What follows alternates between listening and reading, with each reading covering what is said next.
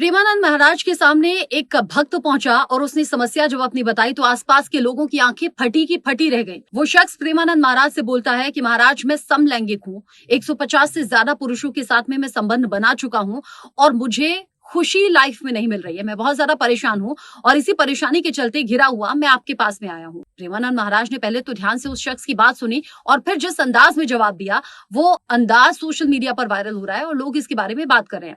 प्रेमानंद महाराज ने कहा कि ऐसा नहीं है कि ये कोई पक्की सोच है, लेकिन आपने अपने जहन में, अपने दिमाग में इस सोच को पक्का और गहरा कर लिया है, तो पहले तो इस सोच से आपको निकलना होगा।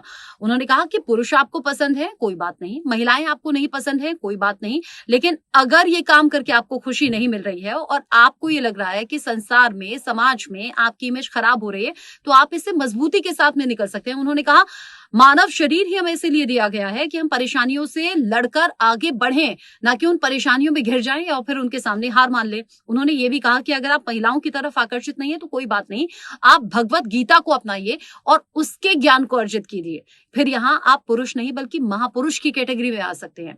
जैसे उन्होंने जवाब दिया, आसपास के भक्त बड़ा अच्छे तरीके से इसे लेने लगे और सुनने लगे और हर कोई ये कहने लगा कि प्रेमानंद महाराज के पास परेशानी लेकर कोई भी चला जाए, वो बड़े सरल और सीधे अंदाज में उसका सॉल्यूशन जरूर देते हैं। बाकी लोग हैरान भी रह गए इस शख्स की परेशानी सुनकर। आप कभी पहुंचे हैं क्या प्रेमानंद महाराज के पास में?